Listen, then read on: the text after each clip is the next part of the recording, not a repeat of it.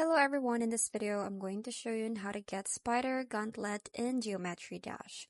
So step number 1 is to launch your Geometry Dash and head to the main menu. So you just have to make sure that you have some skills ready.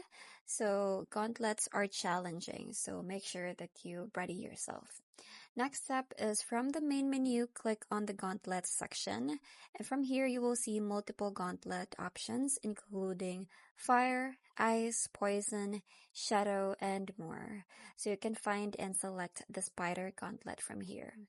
Next step is the Spider Gauntlet contains five spider themed levels or varying difficulty.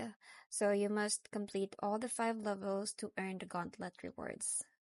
Next up is play through each level in the Spider Gauntlet.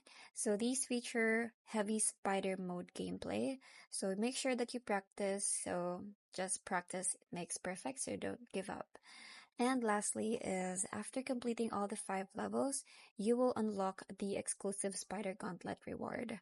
So this is a unique spider icon. So congratulations, you already have it. So you can just claim your reward. So that's pretty much it. I hope you find this video helpful. Thank you for watching and I'll see you in my next one. Bye!